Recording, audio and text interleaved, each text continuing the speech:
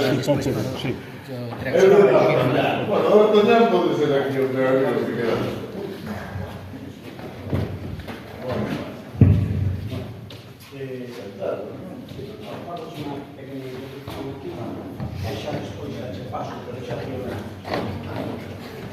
Bueno, reitero as grazas pola asistencia.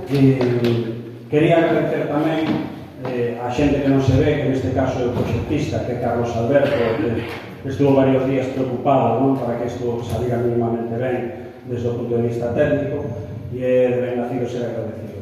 Para o Lar de Unta e para, en concreto, para a sección do Cine Clube, para nós é unha honra moi grande.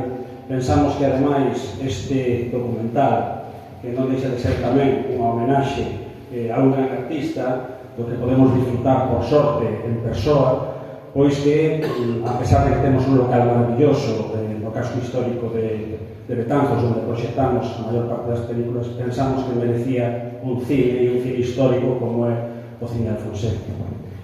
E depois é unha doble ou triple honra pois contar cos propios directores desta maravilla de documental e, por suposto, bueno, con Miguel Anxo Fernambello, que é super coñecido por todo o mundo e todos sabemos da súa categoría humana e poética, e o propio Correa, o que creo que se alguén non o conocía da bondo, pois hoxe vai ter unha oportunidade única, tanto por documental, que creo que é unha maravilla de documental, e felicito aos directores, a Javi Sega, que está por aquel lado, aí a Víctor Beruns, e aquí a José Eulogio, que ademais que é mellor para promover algo como este documental tan artístico que unha propia galería de arte como é Black Box, que está na Coruña, daí o cariño, non, que se nota en este traballo. Sin máis lío, que vamos a proceder agora é as intervencións deles. Bueno, supoño que os directores nos explicarán como xurdiu a idea de facer isto e como se artellou, e depois deixamos xa a parte máis artística e poética a Miguel Anxo e a Tono, non? Depois pasaremos un micro a que pida a palabra, por se queredes facer alguna pregunta concreta, que eles vos contestarán, e nada, deixo xa na man deles. Así que, nada, moitas gracias, adiante. Bueno, boas tardes, non? Bueno, pois, como fixemos isto entre os tres, pois foi vamos a decir, pois, vamos a buscar algo que xa está ben de facer homenaxes a xente que morre. Coño, hai que facelos en vida, que teñen que verlo eles. E que mellor que Correa Corredoira, que para xa todo o mundo, todos os continentes foi e conocido, e para nós é un orgullo, pois que el vexa en vida que a xente o quere.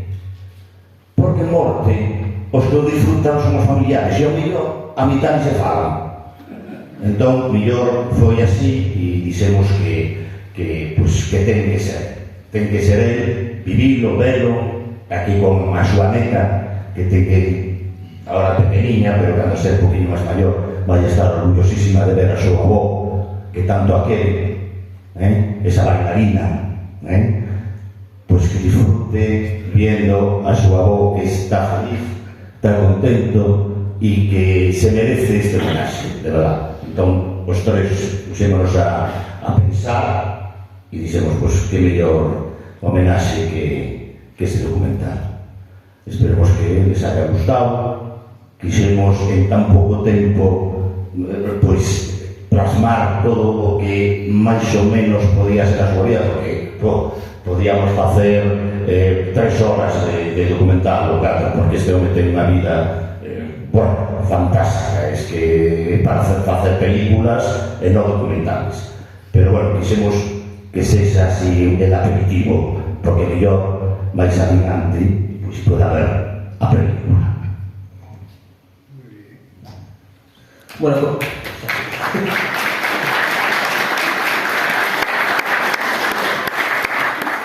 con este documental quixemos mostrar un pouco a alma do artista, non? Porque moitas veces só se ve o final, non? A obra final, pero nunca se mostra como pasou, non? As circunstancias para que fora nese momento cada obra exclusiva, non? Entón, pues, era como unha viaxe emocional que levou a tono, pues, desde que comezou ata que mostra ese cadro final tamén, non? Pues, toda esa viaxe, non? É un pouco eso, o detrás, non? Detrás de tono, da súa vida e de toda a súa alma como artista.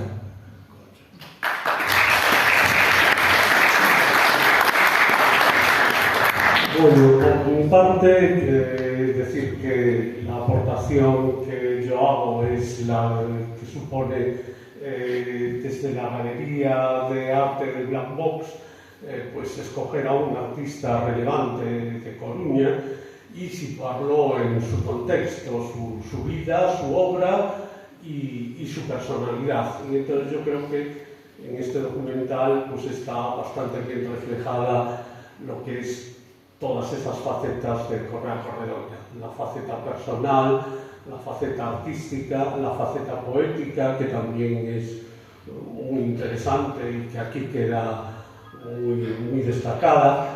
Y nada más, decir que fue una satisfacción hacerla, la película, el documental, que fue también un descubrimiento de la persona. Pues para mí Correa Corredoira no era una persona que yo conociera o que tratara, y me he encontrado con un ser humano pues, con unos valores bastante relevantes que creo que quedan claros en la película.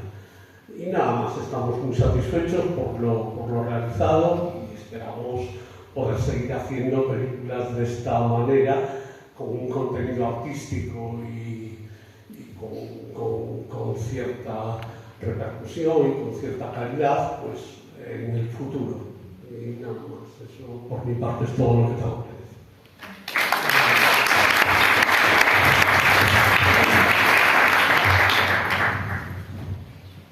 Pois eu coido que o que toca é felicitar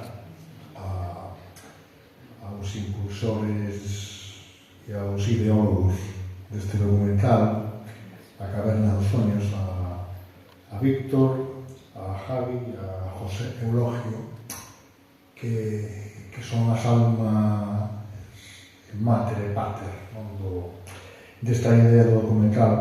E, por outra banda, moi interesante no plano, se queremos verlo así, no plano cultural, porque no noso país non existen iniciativas privadas e públicas moi poucas. Vexamos a Televisión de Galicia, que pouco fai ao respecto, para visibilizar, para recoñecer as figuras, as personalidades e as obras dos artistas galegos contemporáneos. Por lo tanto, esta é unha ocasión que sí leva a cabo ese exercicio, ¿no? Ese retrato. Coido que esta Caverna dos Soños é un retrato no plano humano do artista, é unha visita á súa personalidade, ao seu ser, e o título é Acaído, a Caverna dos Soños. Nun ensaio, a filósofa María Zambrano lembraba que a pintura naceu nas cavernas. Textualmente, a pintura naceu nas cavernas. Foi o espazo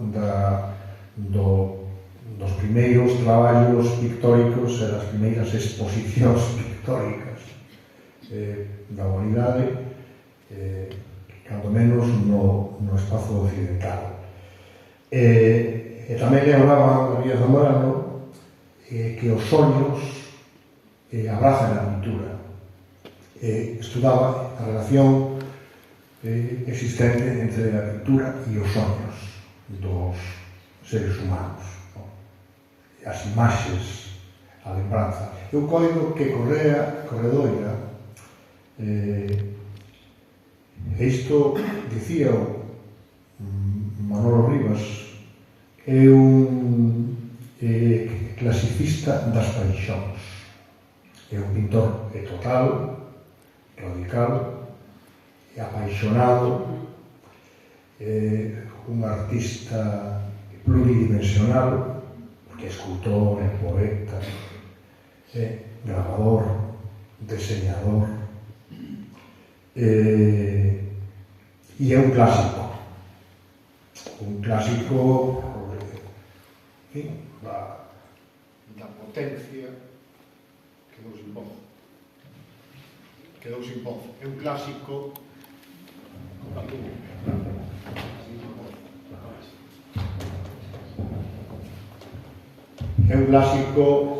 dicía, da expresión.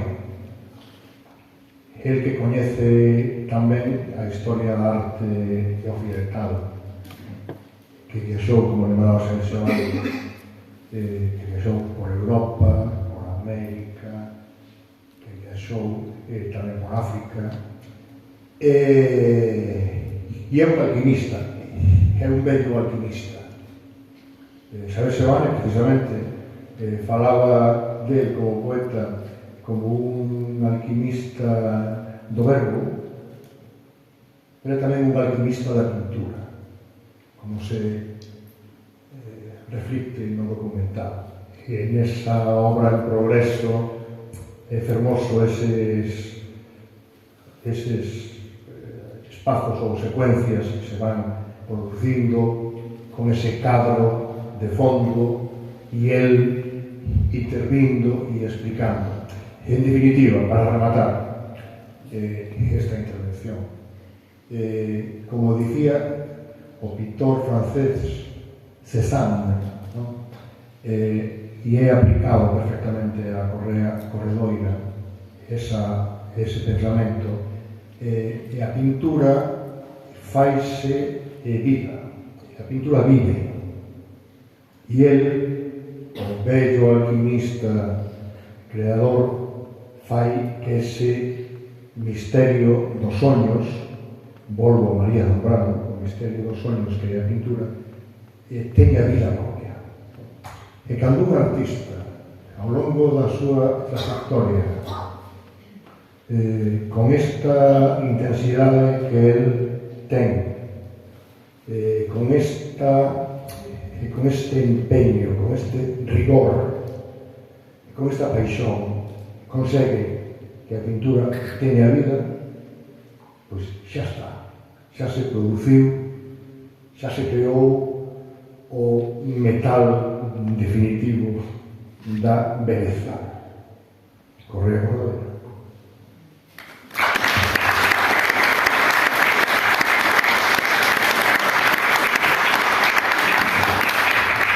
Eu estou moi alucinado porque para min todo isto de verdade que é un exceso.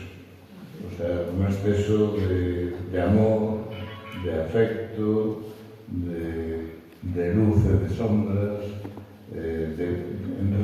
resumindo, un exceso vital, un exceso de vida, como contaba.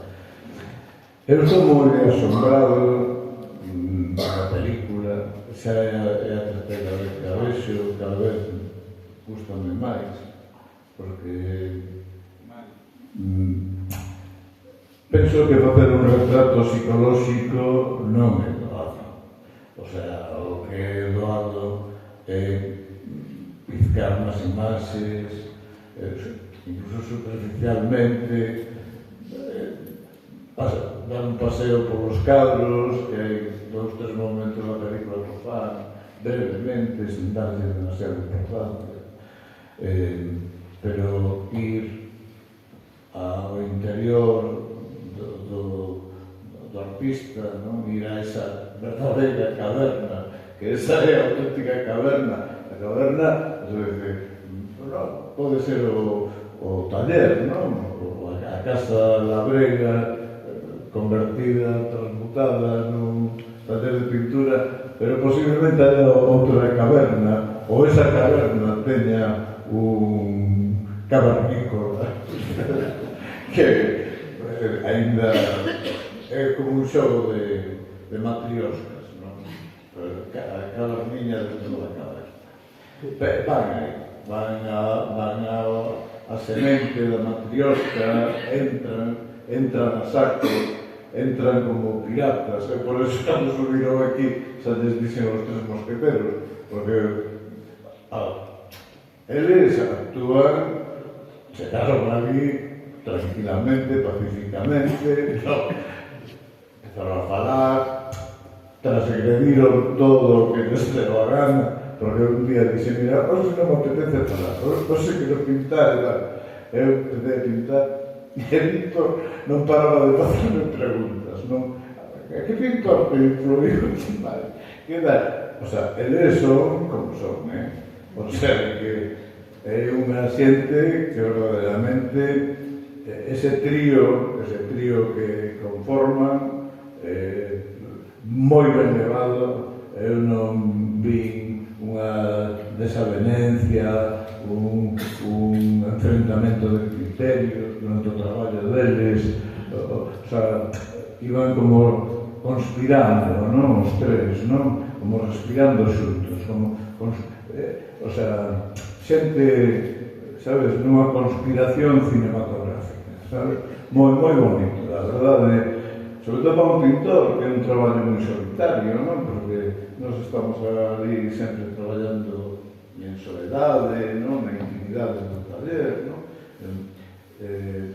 Miró, por exemplo, decía que non sabía pintar diante das cámaras, non sabía pintar en público, é moi raro ver imaxes de Miró pintando, porque esa cousa tan pura, mediterránea que tiña, non? O levaba moi seriamente, non? O sea, que non sabía pintar diante de un observador, non? Un acto dunha intimidade moi grande, non? Un acto de amor íntimo, moi levado a esa consecuencia persoal, non? Bueno, xa me estou perdendo.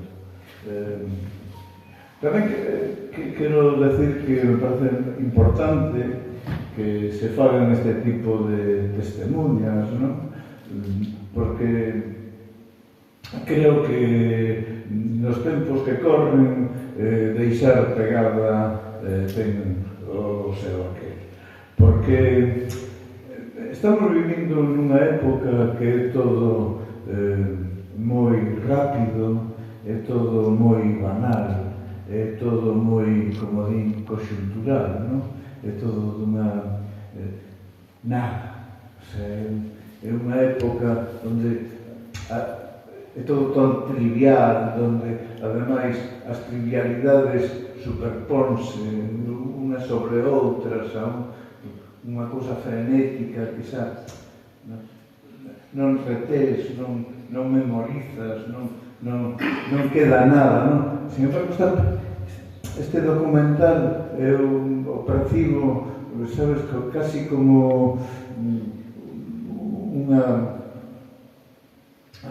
sabes, esas marcas que se facían os negros cortándose a pel, non?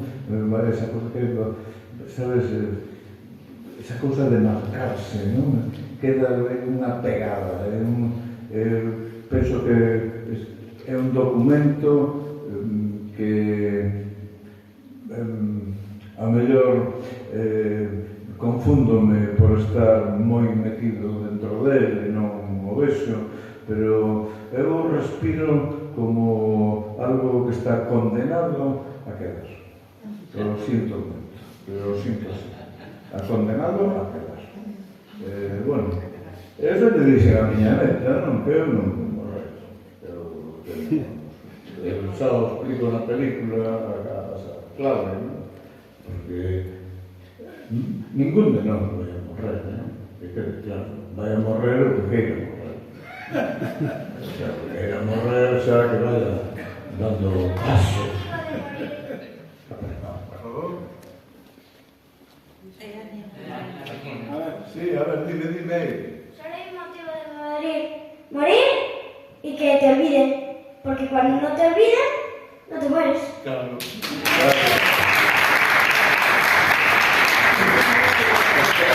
muy bien. O sea,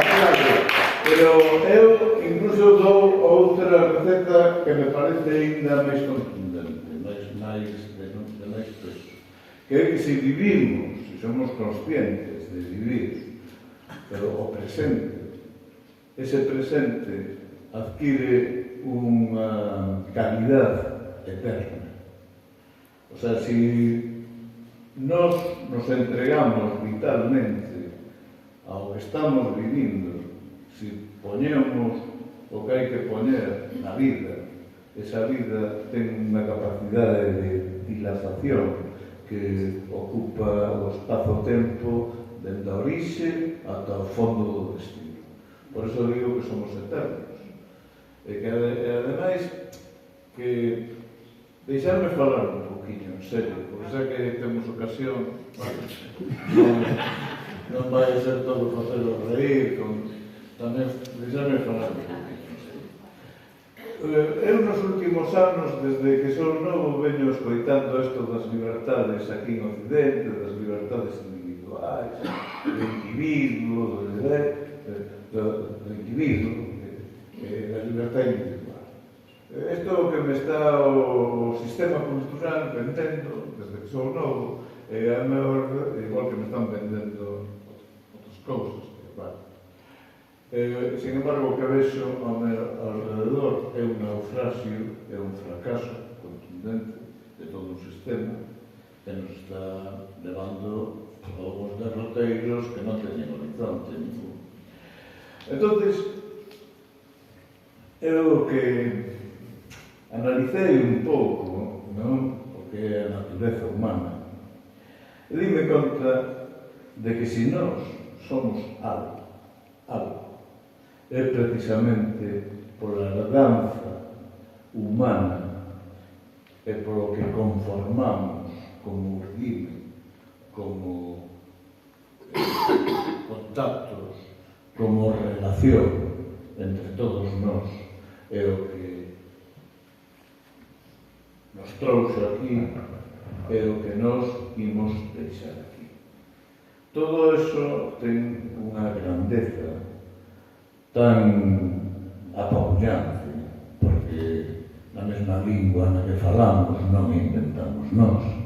Esta lingua ven de moi atrás, ten uns pais, nos herdamos.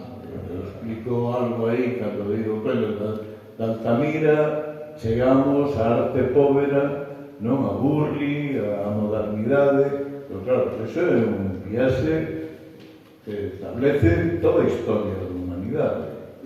Eso é como o golpe aquel na película de Kubrick, 2001, cando queda o homóplato aquel xirando ali arriba que se convirte na nave espacial. Está contando a historia da humanidade. O sea, como de pronto o primeiro instrumento, que é un oso que golpea, se convirte no instrumento de luxo que é unha estación orbital, non? Co Danubio Azul de Strauss, non?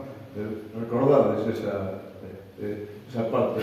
Aí, en unha imaxe, unha metáfora visual, Kubrick conta toda a historia da humanidade, nunha simple imaxe.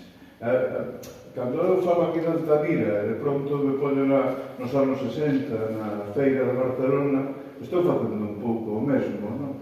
Estou trasladando todo o entramado humano, Picasso e Matisse parece ser que falando entre eles decía: o importante é crear a cadea. Picasso e Matisse, estou falando dos meus pais, o sea, da xente máis importante, da xente que me enseñou a mí a pintar, os meus pais, non? O importante é formar a cadea. Eso que é? Eso é aquilo que facía Picasso, Matisse, que enganchaban en Ingres, en Delacroix, en Rembrandt, e ao mesmo tempo os Gorky, os Bifredolan, todos os que viñan despois enganchaban en eles. Entonces, aí, cando os pintores temos a capacidade de enganchar en outros de atrás e permitir no noso eslabón que enganchen os pintores máis novos, estamos conformando unha cadea, un río vital. Eso creo que é o que nos dá humanamente unha dimensión, unha grandeza humana. A min toda a idea, permitirnos expresarlo aquí, esa da libertad individual, cada día me parece máis triste, máis ruín, máis cativa, máis pequena.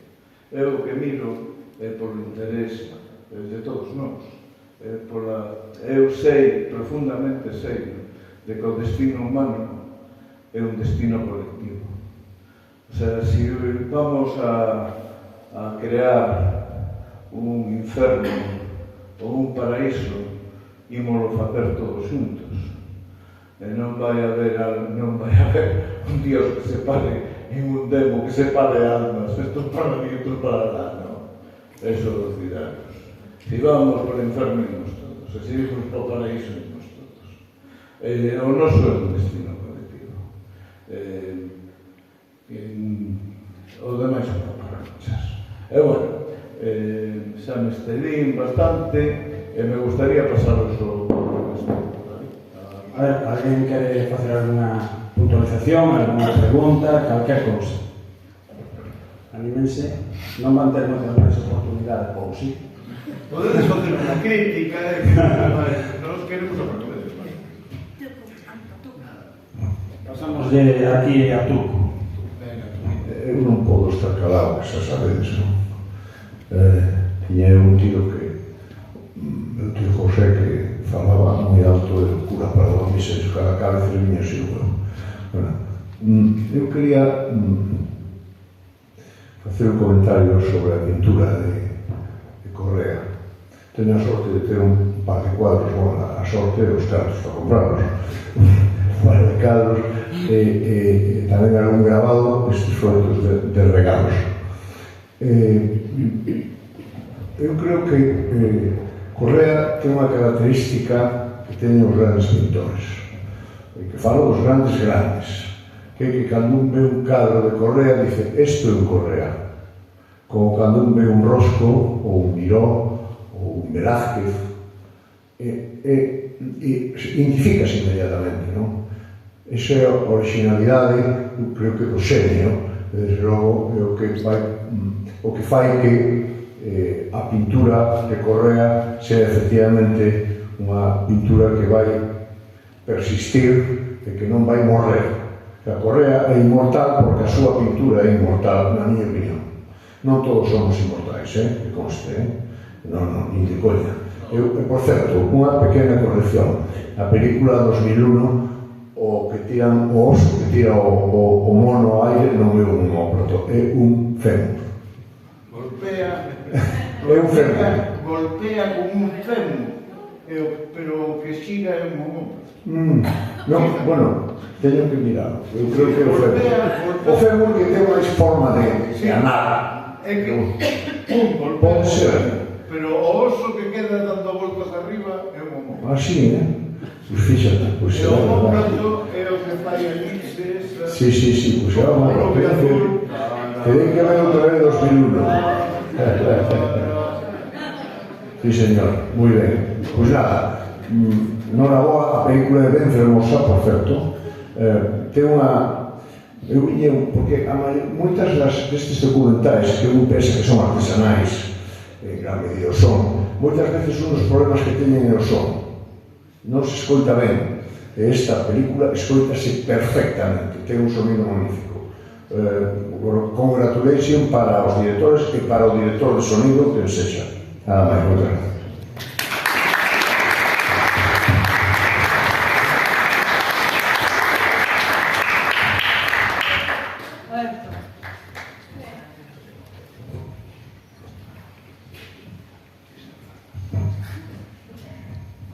Pois, alegro-me moito de que se fagan estes recoñecementos a artistas vivos, que non sempre a gloria vai a ser o son dos mortos. Fomos, a miña amiga e máis eu, moi desconsideradas, que chegamos tarde demais. Mais, tamén chegamos a tempo de ver cando ti, Correa, falabas contra a técnica contra o individuo ou contra o tempo cainita que nos está matando nesa interpretación do teu amigo Anxo. Quedei encantada de ver este documental. Encantada, moito me gustou. Moitas gracias.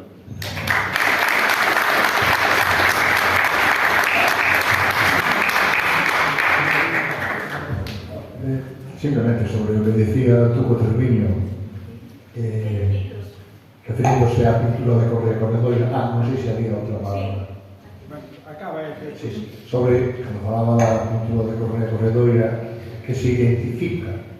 Temos un cadro de Corredoira e sintonizamos xa unha forma de interacción e de coñecemento. Este cadro é de Corredoira.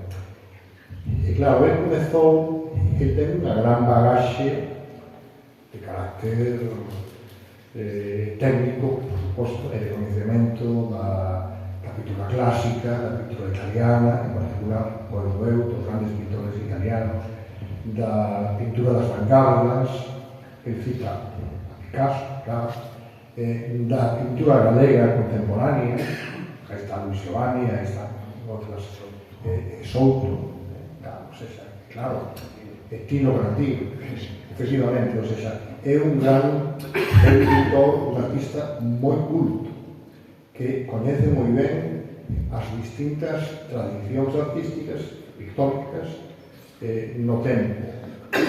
Por tanto, sabe situarse.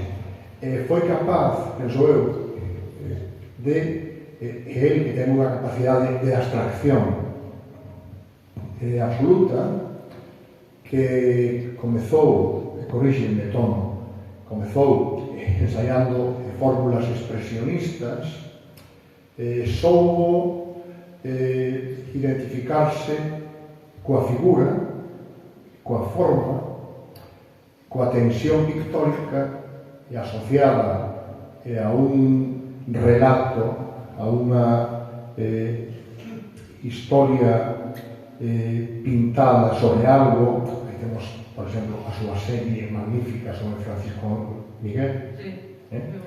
E entón, claro, pois soubo humanizar a súa obra pictórica, e de aí que conseguirse unha marca propia.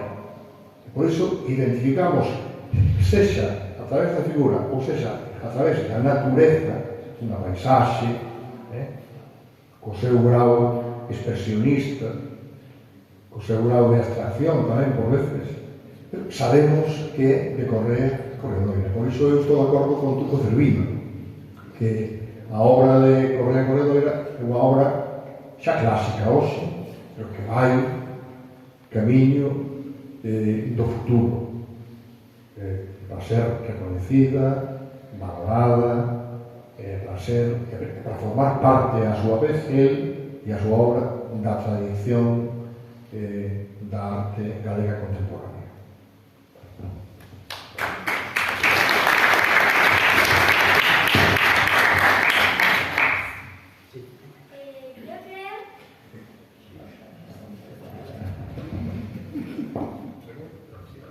Yo creo, para muchas personas, a lo mejor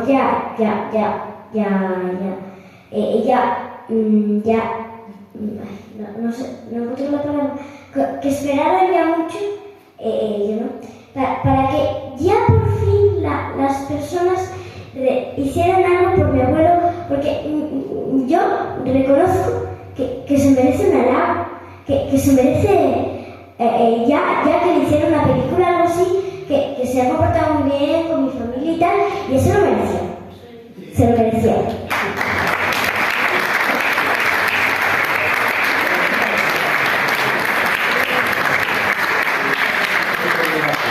No hai mellor halago, non? Que unha meta, non?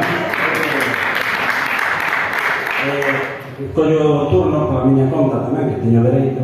Me gustaría dicir unha cousa. Bueno, ainda que non salía na película, é moi evidente. O Azaceta bueno, en primer lugar, Miguel Anxo antes o describí como un gran poeta, pero tamén un gran artista e un gran promotor cultural. Aparte de outras cousas, tamén unha persona multifacética. A parte filosófica de tono, porque algúns, se os escoitamos falar, nos maravilla escoitalo, non? E, por tanto, creo que é unha vertiente de que apenas se fala, pero as reflexións que el fai en alto poderían ser recollidas perfectamente en calquer tipo de publicación, e eu creo que a moitos nos serviría os outros. Ese aspecto filosófico é un instrumento de defensa, non? A mí, por exemplo, o filósofo que máis me interesa, me gustan moitos socráticos, me gusta Leibniz, Spinoza, pero o filósofo que me leva é Nietzsche. Nietzsche me gusta porque é un filósofo vitalista. O sea, él cabrease con Sócrates e con Jesucristo porque deixanse matar por ter a razón, por estar no seu estrece. Él considera que eso non é o valor é a vida, non ter a razón. Eu entendo, Nietzsche non se cabrea con Sócrates. O sea, no fondo, elige morrer porque é un acto de vanidade. O sea, queres sair da súa. Non? Que Jesucristo, pues, é un pouco igual. Bueno, eu sempre o dixen, que para mí Nietzsche é como rock and roll, como Led Zeppelin. Para mí son cosas que me axudaron a vivir. O sea, que nun momento determinado chegabas ao taller, non tiñas ganas de traballar, metías a casete de Zeppelin ali, menos a traballar. E despois, Camarón de la Isla tamén axudoume moito. Pero que a filosofía non é o luxo. A arte non é o luxo. Vamos a falar en serio. A arte non é o luxo. A arte é unha necesidade humana. E sin a arte seríamos verbos. Non teríamos máis dimensión que un verbo. O sea, unha tubería que come carga. O que nos dá, de alguma maneira, palabra, nos dá voz neste enterro, é a arte. A arte é todo. Porque nós mesmos somos unha construcción artística. Colectiva, de volvo de antes, colectiva. Porque cando chegas, por exemplo, a Atenas, ali a Acrópolis, e ves Partenón, os Cariátides, ves a escultura de Fidias, a estatuaria, depois non é que un genio, Fidias, que era un gran escultor, un genio, non é un genio. É todo unha cidade-estado, é toda unha colectividade, é todo un clima humano onde había médicos, políticos, filósofos, dramaturgos, poetas, e todo eso daba unha constitución humana e facía que Atenas tuvera un nivel no século V que tiña, pero non é cousa dun genio, é cousa dunha civilización, dun entramado, como falaba antes, o que nos dá dimensión, un entramado humano. A mí, cando me dirá, Correa, a pintura de Correa vai quedar para pasar mañana. Pois a mí, a verdade, me importa un pleno. O que ten que quedar para pasar mañana é un pouco a nosa realidade. O que ten que quedar é Galicia, o que ten que quedar é Betanzos, o que ten que quedar é un país respirando, o que temos que quedar de todos nós, quedar como xente digna e como xente que non deixou escapar a vida entre os dedos sen saber que facer con ela. Non sei se me explico. Sí, señor.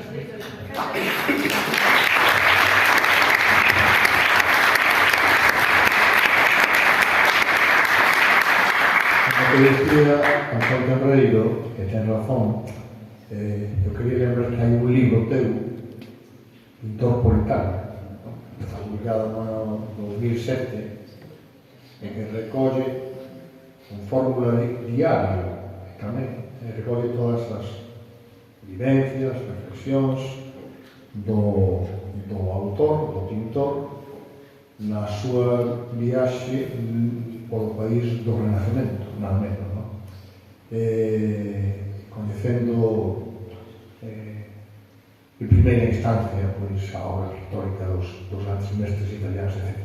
E as paisaxes e aí hai tamén reflexión de carácter existencial e filosófica, ou seja, vai con él, ou seja, forma parte da súa natureza como persoa.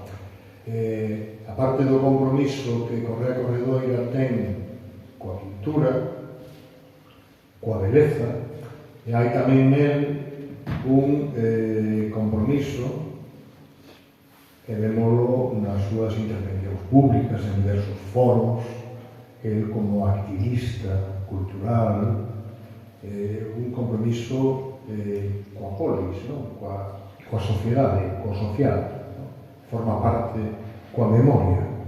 E aí volvemos a Francisco Miguel, que felizmente recuperamos e ele tamén participou en toda esa proxección reivindicativa da figura de Francisco Miguel e da figura dos represaliados e dos executados no 36 polo franquismo, que quero dicir, forma parte de toda esa solidaridade coa natureza e coa sociedade mesma. E iso é algo que eu valoro moito, porque hai moitos artistas que viven lonxe ou que executan a súa obra e a partir da obra realizada é como se non existise nada máis, como viven afastados da realidade social. En o caso de Correa Corredoira non acontece iso. Os cadros da exposición que foi no Quiosco Alfonso, depois expuxose tamén en Carballo, o abismo do herói Francisco Miguel, pois son estarrecedores, son unha obra plástica que atravesa calquera resistencia ao coñecemento e a visión da realidade histórica, non? O sea, ele ten esa capacidade. Por lo tanto, claro, Antón Tenreiro ten toda a razón cando falaba da reflexión filosófica e da reflexión social e da reflexión tamén política, non? Porque ele intervén en foros diversos e aí está a súa voz presente, reivindicativa e analítica, e sempre ofrecendo unha visión humanista radicalmente humanista da realidade. Eso é moi egoísta, eu miro moito por mí, a mí o amor propio é moi importante, é moi simple, o sea, a mí formar parte dun povo, formar parte, servir a unha sociedade, estar con vosotros, para mí, é un placer. O sea, para mí, eu que quero que se me encarguen cousas, que se me chame, que se me boten falta, que se me queira, e para eso necesito estar no mundo, necesito estar cos demais. O sea, non é ninguna esclavitude, ni ningún servilismo, ni a entrega a vosotros. O sea, eu aí, pero dunha maneira moi egoísta, eu aí realízome no momento en que salgo fora, me poño con vosotros fora. é o que me fai medrar, é o que me dá sentido. Parece un contrasentido, ¿no? Pero... Bueno, quería decir que son Luz Campello, que me gustou moitísimo o documental. Gustoume tamén a participación da xente que te acompaña, o propio Miguel Anxo, o querido Miguel Anxo, e a querida Eva Veiga, tamén esa lectura tan fermosa. Pero quería facer fincapé en isto que se está a falar agora, na perspectiva humanista, na perspectiva da persoa, ademais da filosófica, vai tramada, non? Unha coa outra. Penso e concordo, gustoume moito oír a tua reflexión crítica sobre a persoa individual e ese poñer no centro que vivimos no tempo, a reflexión sobre o tempo tamén moi fermosa, e sobre a vida e a morte. Ese poñer no centro os valores individuais e os desesos como posibles, todo, é o que nos fai vulnerables, o que nos fai vulnerable, é o que nos fai suxeito, pasto do neoliberalismo. Entón, ese reclamo do comunitario e do colectivo, en contacto tamén acordes coa natureza, pois penso que é unha guía. Gustoume moito, moitos parabéns, e ademais creo que concordo con Miguel Anxo que tes unha perspectiva de incidencia política, social, humanista, filosófica, aparte da artística, moi potente. Un gustazo. Ben, se hai máis palabras, dirías xa, porque xa sería hora de ir cortando, e quería deixar que rematara, unha vez que remate de falar, quen queira falar agora, depois que remate o protagonista, que é Correa, non? Así que, a ver, hai alguna palabra máis?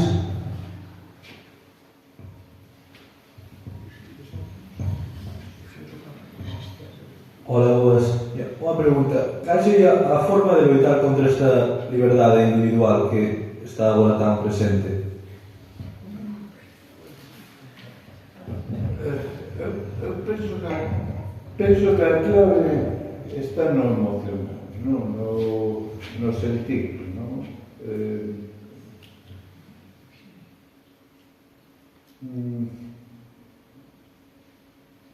Para crear esos lazos colectivos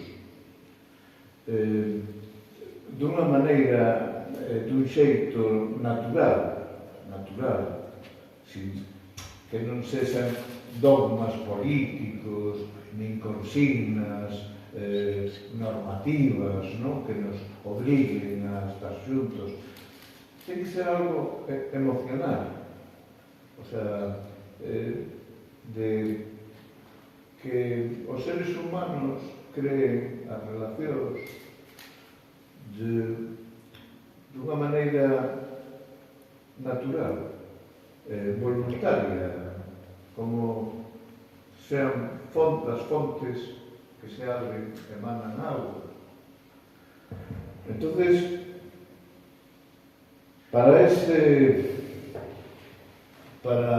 esa emanación afectivo, espiritual ou psicológica que eu estou aquí a reclamar, e que ti tamén estás a reclamar porque me estás preguntando por ella.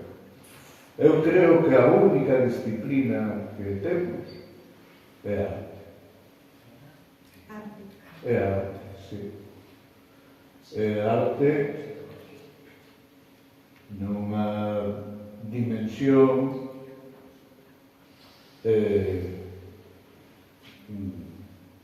generosa, porque, por exemplo, temos filosofía, pero a filosofía que é unha ciencia ou é unha arte?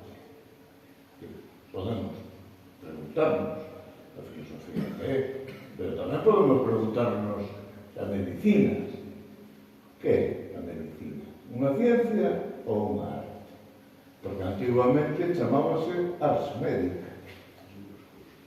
Entonces, eu creo que Foucault é médico, é escritor, hai moitos médicos pintores, médicos fotógrafos.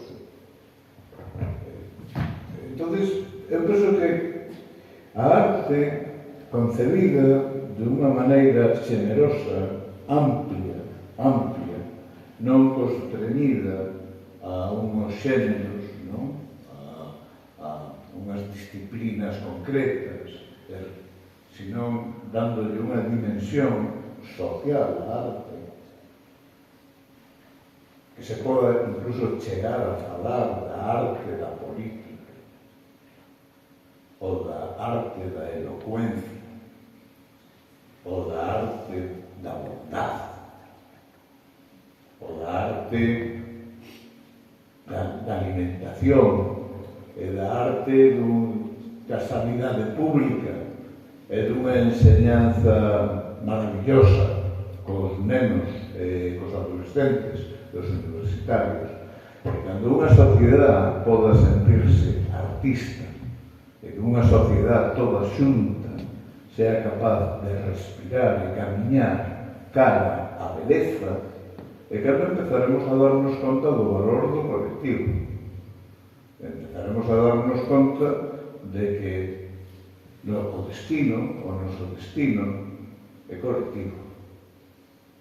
Porque os nosos problemas, aínda que non se ve, digo eu que estou metido nun problemiña persoal forte na miña vida, pero eu sei que o gran problema é un problema colectivo.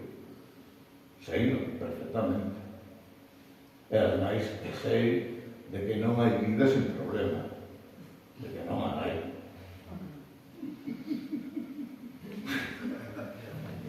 É así, non? De que todos manexamos o que manexamos.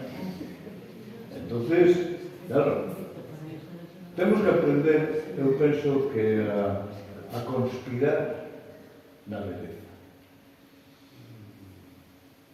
Estas son palabras modernas, isto que estou falando. Porque conspirar significa respirar xuntos. A beleza é un ideal. A beleza non é unha flor murcha, non. A beleza é aquilo que nos obliga a levantarnos pola mañá, e a camiñar, e a mirar máis aló do que está prescrito. Eso é a beleza, o que nos dá unha dimensión. Sabes? Bueno, e outra cousa tamén que me gustaría apuntar, que creo que estuvo moi lúcido meu amigo Miguel Anxo, foi cando apuntou tamén por alquimia, non? O sea, eu da alquimia aprendí unha lección moi grande da alquimia. E creo que o proceso alquímico é exactamente paralelo ao proceso artístico. E creo que é o proceso vital. O proceso vital. Creo que é paralelo. E son catro fases. Aquí, perdonadme que a veces me poño repugnante, todo así como leccións. Pero son catro pasos. O primeiro é a putrefacción. É o que chamaban anigredo, o opus nihil. Hai unha novela de Margarita Cernat, o opus nihil. É o primeiro proceso corresponde da alquimia. Corresponde aos sentidos, á sensorialidade. Por iso, que se nos privan de unha arte que non teña sensorialidade,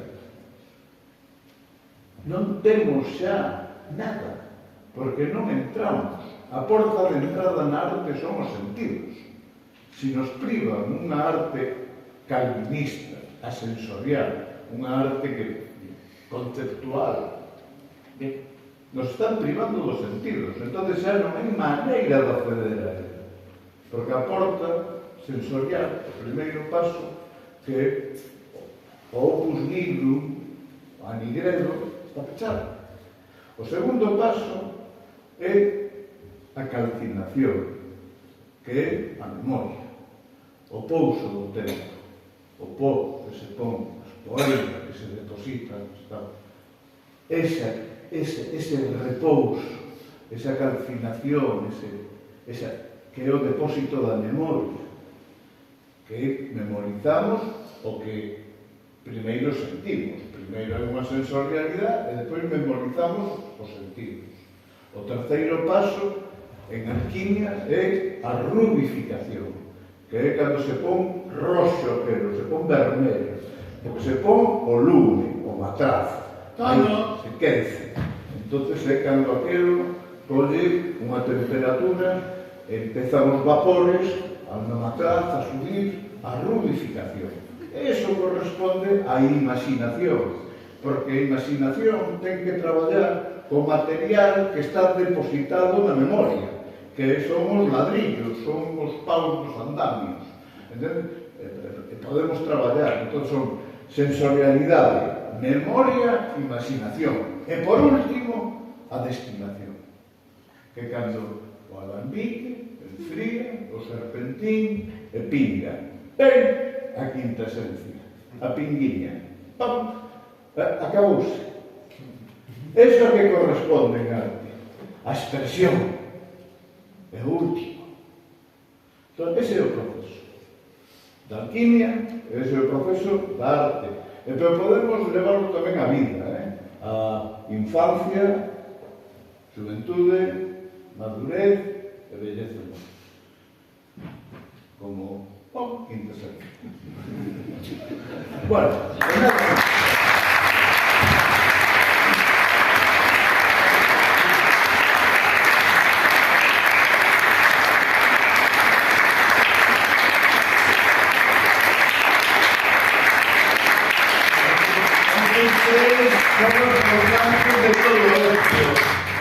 estos tres cineastas son os que guiaron. Que diga xa a despedida a Tono e que agradezca a quen queira. Dale, está disponible.